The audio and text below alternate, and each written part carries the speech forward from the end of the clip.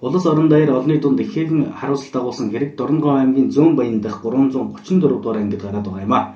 Талигач Булган аймгийн Хангал сумын уугуул бөгөөд багаасаа Орхон аймагт суурьшиж 13 дугаар сургуулийг төгссөн. Тэрээр өнгөрсөн намар цэргийн албанд татагдж Зүүн Баян дахь цэргийн ангид байрлагдсан юм а. Харамсалтай нь эх орныхоо төлөө цэргийн алба хаахаар яваад Эрдэнэт амиа алдлаа. Талигач Орхон аймгийн Аршаан багт ээжийн хамт оршин суудаг эцэг эхээс гуруула айдын баг хөгд байсан юм а. Одоо бол түүний ээжийн биеийн байдал таархан зүрхэн муудаж эмнэлэгт өргөдөд байна. Хэрэг гарсантай холбогдуулан олон нийтийн цахим сүлжээнд олон таамаг хардалт үүсэж байгаа юм а. Талигачийг өмнө зодуулж эмнэлэгт хэвтэж байсан гэдэг нь худлаа ташаа мэдээлэл юм а. Харин байдагчийн бие дээр үлд гарч эмнэлэгт хэвтсэн хэмээн Талигачийн ах хэлсэн юм а. Одоогоор 336 дугаар ангийн штабын дарга 3 хүний бүрэлдэхүүнтэй ажил явдалд оролцож байна.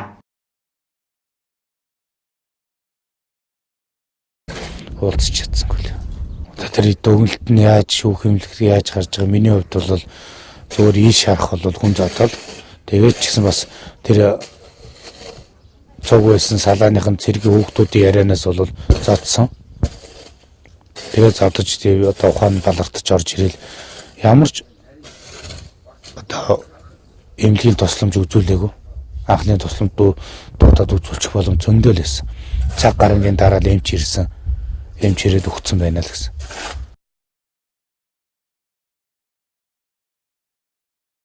Шүүх шинжилгээний урьдчилсан дүгнэлтээр Талигач Агийн биед ямар нэгэн гадны нөлөө байхгүй гэж үзсэн. Хууль заасны дагуу 21 хоногийн дотор дүгнэлт гарна. Харин ар гэрийнхний зүгээс Талигачийг зодуулсны улмаас амиа алдсан гэж үзэж байна. Тиймээс Монгол улсын ерөнхий сайд хөрөлсөг ард иргэдийн хардах эрхийг хүндэтгэж дахин шинжээчдийн баг томилон Орхон аймаг руу илгээсэн байна. Энэ нь үхлийн шалтгааныг үнэн зөв шударгаар тогтоогоор хийж буй үйлдэл үзье.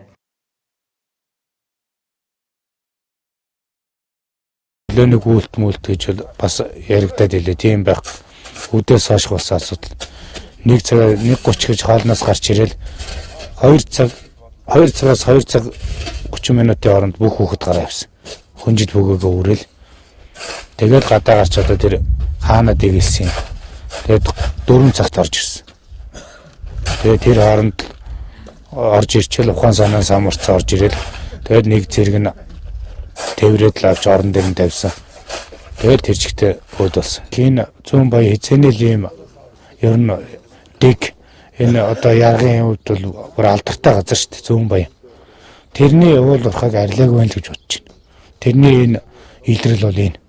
Тэр Батлан хамгаалахын яамны сайд ярьж илээ тэр заддуур дэг яргалдаг тэр дэгэлдэг баримттай юм яриа шүү гэж. Энд ч хүн хүчээд ах чинь баримтаа юун баримт яриад хэдэн хүн хүчээж баталгаа олдгийг.